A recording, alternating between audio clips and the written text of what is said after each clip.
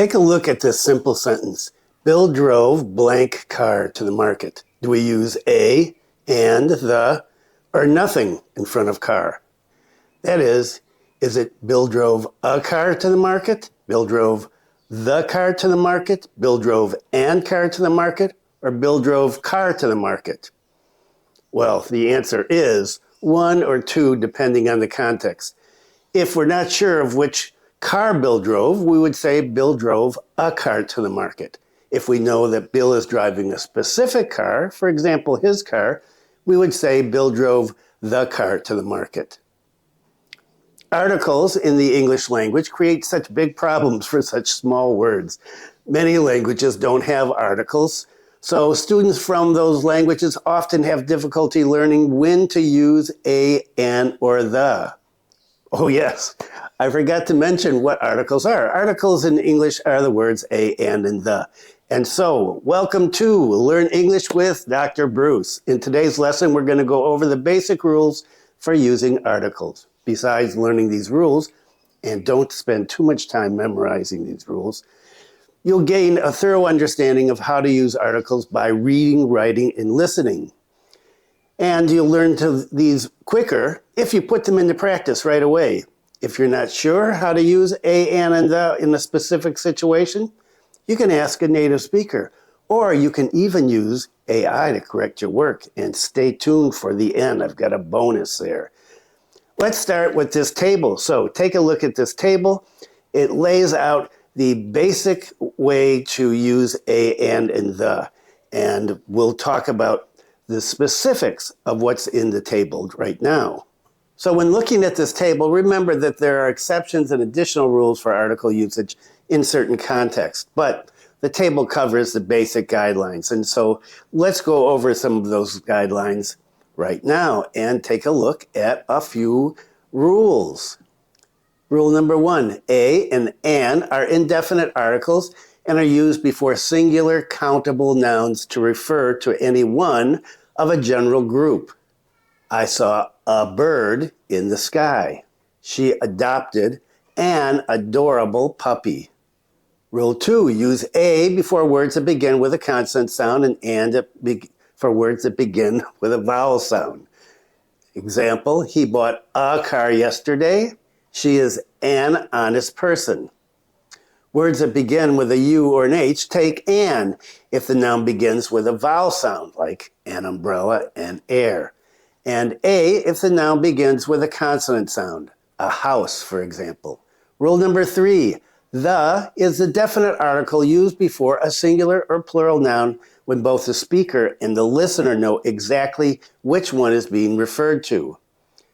Example, the cat is sitting on the mat. We know exactly what we're talking about. Example 2, I went to the park and saw the ducks swimming in the pond. Use the when there is only one of something. For example, the sun, the moon, the earth. If we're in a small town, for example, we could say the library, the bank, the laundromat. There's only one of each of those there. And we'll talk about a classroom. We could say the door, the whiteboard, the teacher's desk. Rule 4, use the when referring to a specific noun that's been mentioned before or is known from the context. Like, I found a book on the table. The book was interesting. We're using the in the second sentence because it is referring to what we talked about in the first sentence. Rule number 5, use the before unique nouns such as oceans, rivers, mountain ranges, famous buildings. Example, the Nile is the longest river in Africa. I want to visit the Eiffel Tower in Paris. Rule number 6, don't use any article before plural or uncountable nouns when making general statements. Dogs are loyal animals. We're referring to dogs in a general way. Example 2, sugar is bad for your health. Rule 7, don't use any article before the names of most countries, cities, languages, and sports. For example, she is from France. I enjoy playing tennis. Also use the in front of some countries where the name is plural or it has an adjective in it or of in the name. Examples, the United States is plural. The Republic of Congo, it has of in its name. Let's take a look at a few more hints. How about using adjectives as nouns? When referring to a group of people by an adjective rather than a noun, we use the. What are some examples of that? The elderly, that's me, the elderly. The homeless, the young. We use an article when we talk about a temporary illness. I have a sore throat. I have the flu. I have a cold. And we use the with superlatives. You're the greatest. That's the tallest building in the world. Cities and streets use nothing. For example, Chicago. I'm from Chicago. That's my city. I live on Armitage Avenue. That's where I used to live when I lived in Chicago. We don't use anything there, no articles. The titles of people with a name, we use nothing. For example, I met President Obama. I go see Dr. Jones when I'm feeling ill. So those are specific names and we don't use anything. Now, what about if we're talking about general titles of people without a name? Then we would use the. So for example, I go to the doctor when I'm sick. The president said we are not going to get into a war. And if we talk about part of a larger group, we can use the as well. So I'm one of the students. There are none of the students in this class today. Both of the students are very unhappy. Now, I said I was going to put a bonus here, so I've got a bonus tip of the day. What is the bonus tip of the day? You can use AI to help yourself learn how to use the articles.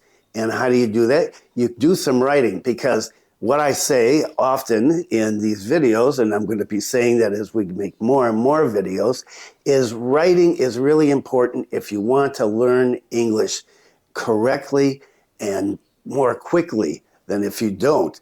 I know some people say, gee, I don't want to write, it's so hard. Yeah, learning a language is not easy. I'm sorry, as I've said many times before, when you hear people say, this is the easy way, I'm going to teach you to learn English. There's no easy way.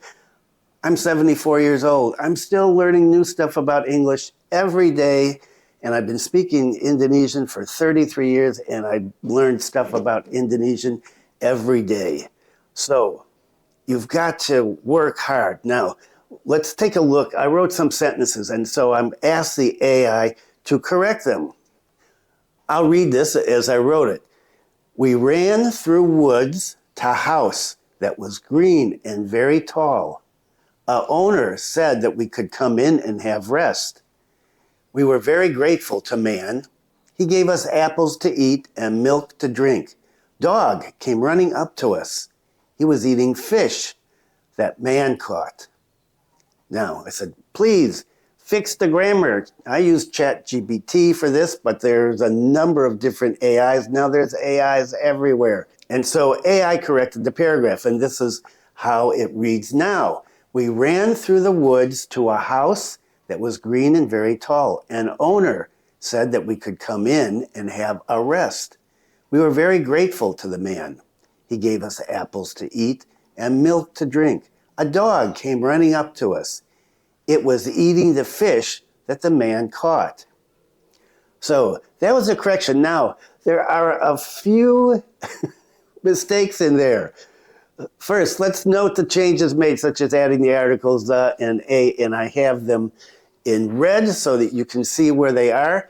They corrected the capitalization, or they, or AI, or she, or he, whatever we want to use the pronouns. And so the AI changed the pronoun that I used for dog. I called dog he, changed it to it because it doesn't recognize the dog as a creature that should have a pronoun like he or she, a gendered pronoun. Also, the AI said an owner instead of the owner. Now, why is that important? Well, because in this case, the AI is saying you don't know the owner. It's indefinite. But we're at the house and we're talking to the person that's there. We're going to assume that that person that we're talking to owns the house, or at least rents the house.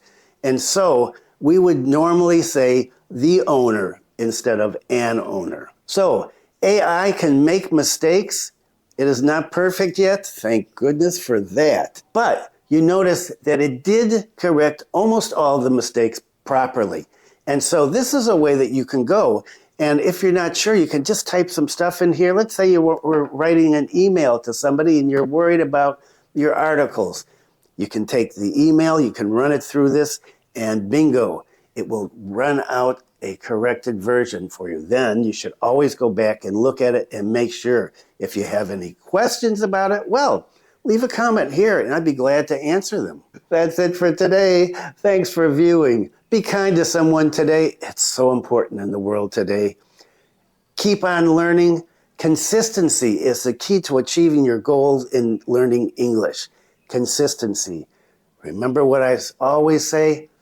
Do it every day. It doesn't have to be long. It can be 15 minutes, 20 minutes. You don't have to do hours every day. Of course, if you want to do more, that's great. You'll learn more quickly.